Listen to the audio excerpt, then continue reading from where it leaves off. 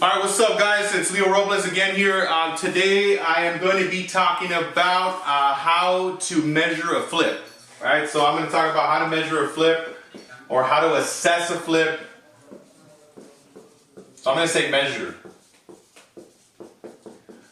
And a flip investment deal is a property.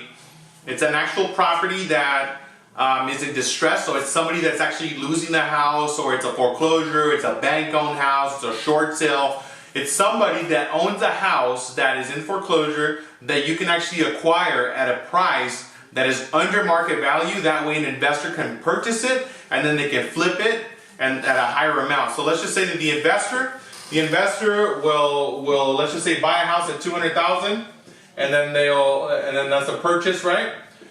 And then they'll flip it for $300,000. So that's basically a flip. So it's $100,000 right there. So I'm going to show you guys, because you know, investors, I've been working with investors for years, and they run their numbers in a very particular way. So I'm going to show you how when you see a house on the MLS, you can actually do this little formula, and that'll help you to see if this is actually a good investment property for your investor. So this is how investors look at it. The number one thing that an investor is going to care about if you're showing them a flip, they want to know what the recent sales are going for. Like, what is the property worth, like turnkey? What is the property worth, like after you've done all the repairs? What is the property worth after you did the addition? Like, what is the future market value? So after I run the comparables, I will determine a price. So I'm going to say, you know what, Mr. Investor, this house is worth $500,000 on the market. Okay, so that's the market value. So now that you know the market value, $500,000, what you're going to want to assess, you want to deduct, is the closing costs. When an investor sells a house, they're going to want to pay you a commission. I mean, that's what you're going to do this for, right? I mean, you don't want to get somebody an investment property to flip and then you don't get the listing. So the point is that when you find a property for an investor, you want to list that, right? So we're going to charge 6% for that. So 6% of $500,000 is $30,000. So it's $30,000 and then commission. And then I also, escrow and title is another 1%, let's just say. So that's going to be, $5,000. So this is escrow and this is title. Those are the things that they're going to look at. Okay, you're going to say, Leo, you brought me a house that's worth $500,000, $30,000 in commission. There's going to be like about $5,000 in escrow and title. And what are the repairs? So when I look at a property, and if it's a pretty basic rehab, I kind of assess it. I mean, I can actually see this. I would estimate a rehab is normally, and this is normally, I mean, there's always exceptions. There's always the other things that you want to do, especially if you're doing additions or if you're doing like a rebuild. So, but typically for a normal rehab, you're looking at around $20,000 to $40,000. So if it's a light rehab, I would probably go with a figure of 20. But if it's a heavier rehab, I'll probably go to $40,000 to $50,000. So let's just say for this example, I'm going to look at the property and I'm going to say, you know what?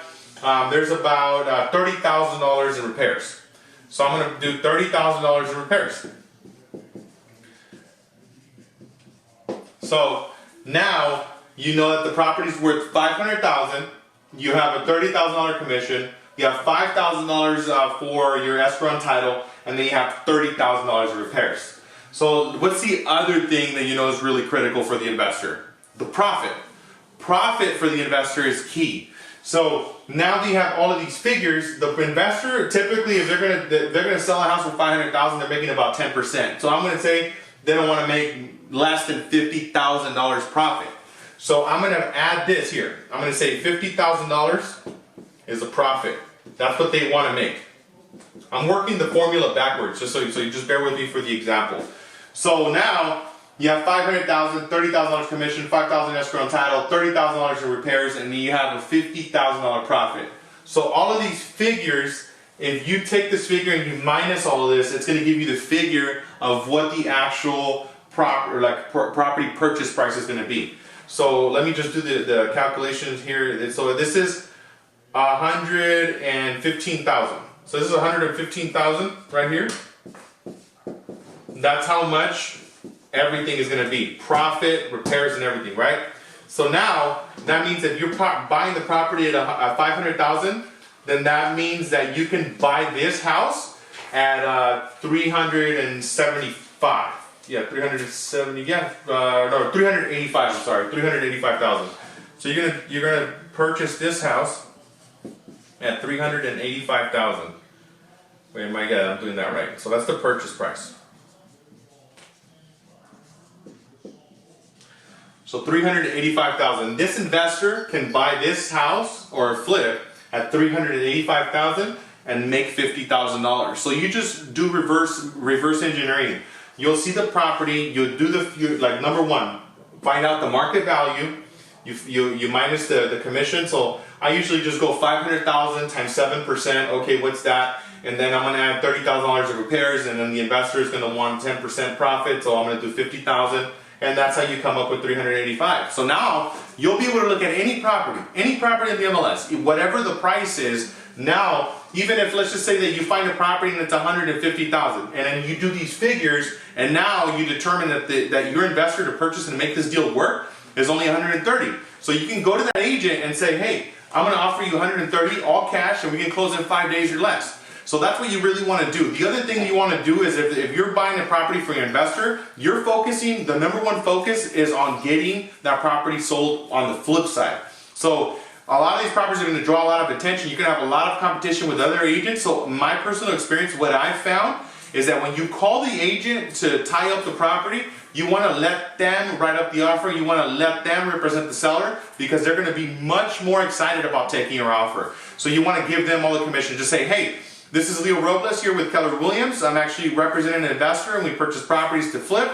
And your property actually makes sense for my investor, and I just wanted to find out if you'd be interested in writing up an offer for my investor. I have their proof of funds, articles of incorporation, and they can close in 10 days or less, and it's all cash, and it is as is. You say those things to an agent, and I bet you anything they'll want to take your offer and work with you. And now that investor and that agent, the investor's gonna love you, the agent's also gonna love you because you close cash and they just make double the commission. And guess what? When that agent gets another listing, they're gonna be calling you first before anybody else. So this is how you measure a flip. It's not very complicated. It's very, very easy. It's all math. So just take the figures, make the deductions, and you'll be able to find, flips. So how you find flips? You want to focus on short sales, REOs, bank-owned properties, properties that are in distress, standard sales that are in distress. Those are the type of properties you can focus on. So I would focus on every day just looking for those deals, and then just kind of have them on the side. And that's another way that you can generate business for investors, because investor business is a big business. So this has been on how to measure a flip. Thank you so much.